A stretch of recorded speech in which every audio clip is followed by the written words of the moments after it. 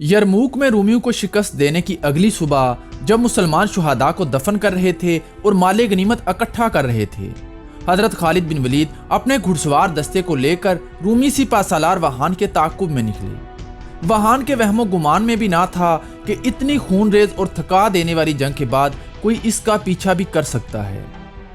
दोपहर के वक्त हजरत खालिद बिन वलीद ने दमश्क से कुछ फासले पर वहान को इसके मुहाफिज दस्ते के साथ जा लिया। वहान ने पलटकर मुकाबला करने की कोशिश की, मगर वो एक मुसलमान घुड़सवार के हाथों मारा गया।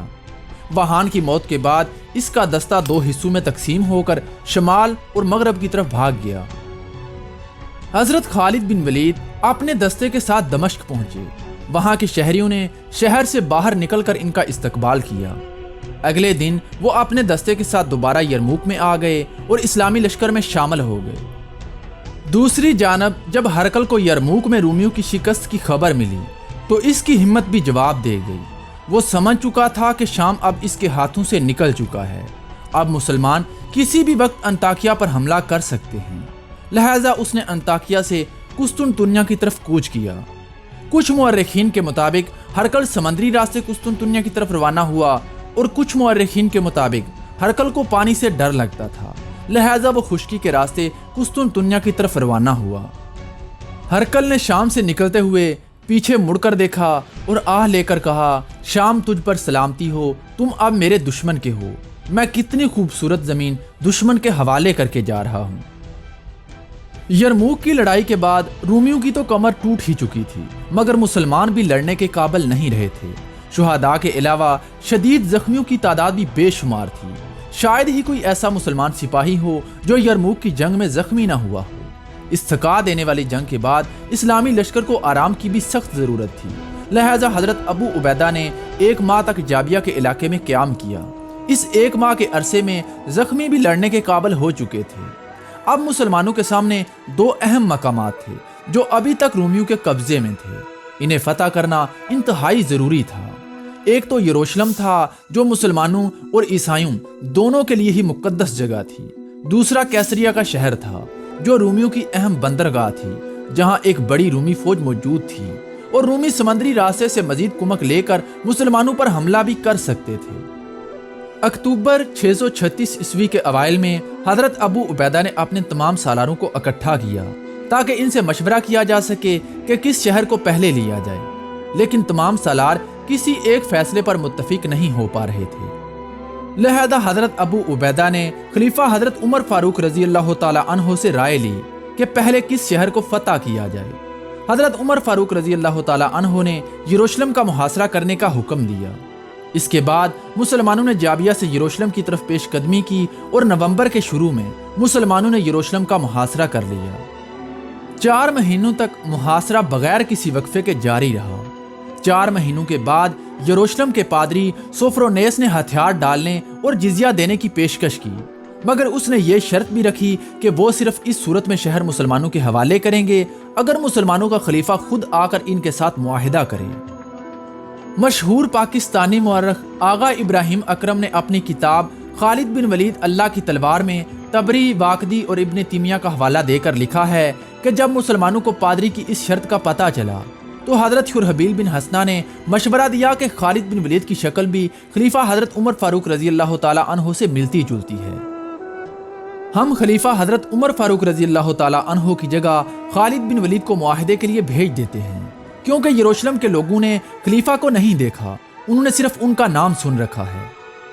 आखिरकार मुसलमानों ने हजरत खालिद बिन वलीद को हजरत उमर फारूक रजी अल्लाह ताला अन्हो की तरह बहुत सादा लिबास पहनाया और पादरी को खबर दी गई। पादरी ने शहर की दीवार से ही हजरत खालिद बिन वलीद को देखा और कहा कि ये मुसलमानों का खलीफा नहीं है, लिहाजा ये मंसूबा नाकाम रहा। शायद हजरत खालिद बिन वलीद बहुत ज्यादा मशहूर हो चुके थे। उन्होंने शाम में बहुत सी जंगें लड़ी थीं, इसलिए बहुत सारे रोमी सिपाहियों ने इन्हें देखा हुआ था। या यरूशलेम में बहुत सारे अरब ईसाई भी मौजूद थे, उन्होंने खालिद बिन वलीद और खलीफा हजरत उमर दोनों को ही देखा हुआ था। इसके अलावा ये भी हो सकता है कि यरूशलेम के शहरियों ने सोचा हो कि खलीफा हजरत उमर फारूक रज़ी अल्लाह ताला अन्हो इतनी जल्दी मदीना से यरूशलेम कैसे पहुंच गए। बहरहाल इस मंसूबे की नाकामी के बाद हज़रत अबू उबैदा रज़ी अल्लाह ताला अन्हो ने हज़रत उमर फारूक रज़ी अल्लाह ताला अन्हो को लिखा कि यरूशलेम के शहरियों ने हथियार डालने की ये शर्त रखी है कि मुसलमानों के खलीफा खुद आकर इनके साथ सुलह का मुआहिदा करें। ये पैगाम मिलने के बाद खलीफा हज़रत उमर फारूक ने सहाबा इकराम के साथ मशवरा किया और चंद सहाबा इकराम के साथ मदीना से यरूशलेम की तरफ रवाना हुए।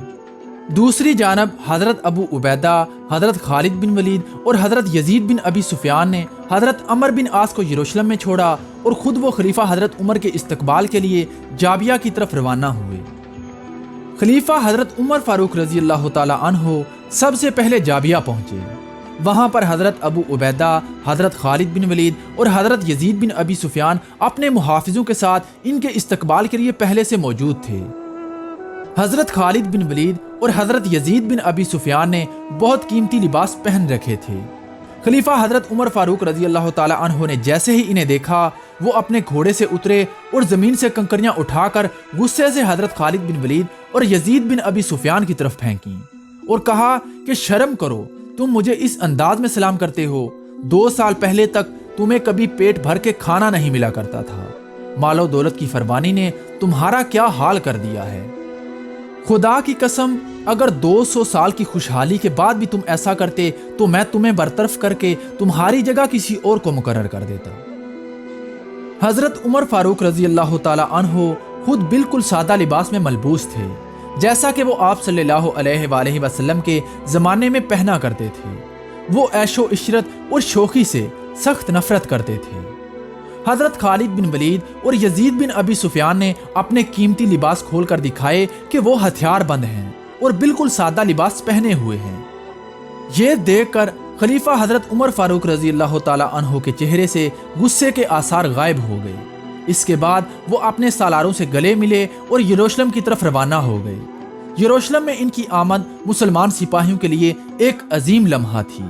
वो अपने खलीफा को देखकर बहुत ज़्यादा खुश हुए।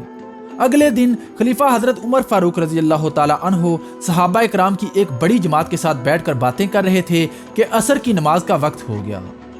बाज़ सहाबा इकराम ने हज़रत उमर से दरख्वास्त की कि बैतुल मुक़द्दस की फ़तह की खुशी के मौका पर हज़रत बिलाल से कहें कि वो अजान दें। हज़रत बिलाल ने आप सल्लल्लाहु अलैहि वसल्लम की वफ़ात के बाद अजान देना बंद कर दिया था। खलीफा उमर फारूक रज़ी अल्लाह ताला अन्हो बिलाल की तरफ मुतवज्जे हुए और कहा, ए बिलाल, रसूल सल्लल्लाहु अलैहि वसल्लम के असहाब आपसे इल्तिजा करते हैं कि आप अजान देकर इन्हें रसूल सल्लल्लाहु अलैहि वसल्लम का ज़माना याद दिलाएं। हज़रत बिलाल थोड़ी देर सोचों में गुम रहे और फिर उन्होंने सहाबा इकराम के पुरजोश चेहरों और हज़ारों मुसलमान सिपाहियों की तरफ देखा जो बाजमात नमाज अदा करने के लिए जमा हुए थे। वो अजान के लिए उठे और जैसे ही अजान देना शुरू की तो सहाबा इकराम को आप सल्लल्लाहु अलैहि वसल्लम का ज़माना याद आने लगा। जब उन्होंने मोहम्मद रसूलुल्लाह कहा तो मुजाहिदीन फूट फूट कर रोने लगे। अगले दिन मुआहिदा तय पा गया। इस पर मुसलमानों की तरफ से खलीफा हज़रत उमर फारूक रज़ी अल्लाह ताला अन्हो ने दस्तखत किए। हज़रत खालिद बिन वलीद, हज़रत अमर बिन आस, हज़रत अब्दुर्रहमान बिन औफ और हज़रत मुआविया बिन अबी सुफियान ने भी गवाहों के तौर पर दस्तखत किए और अप्रैल 637 ईस्वी को अमनो अमान से यरूशलेम मुसलमानों के हवाले कर दिया गया। सबसे पहले खलीफा हज़रत उमर फारूक रज़ी अल्लाह ताला अन्हो अपने चंद मुहाफ़िज़ों और सालारों के साथ शहर में दाखिल हुए और मुक़द्दस मकामात की सैर करने लगे। वहाँ का मुअज़्ज़ज़ पादरी सोफ्रोनेस भी इनके साथ था जो इन्हें शहर की सैर करवा रहा था।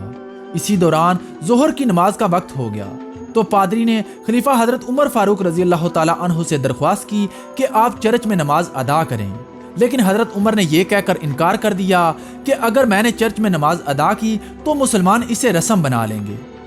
खलीफा हज़रत उमर फारूक रज़ी अल्लाह ताला अन्हो ने चर्च से बाहर निकलकर नमाज अदा की, जहां बाद में मस्जिद उमर तामीर की गई। खलीफा हज़रत उमर फारूक रज़ी अल्लाह ताला अन्हो ने 10 रोज़ वहां क़याम किया और इसके बाद मदीना वापस लौट गए।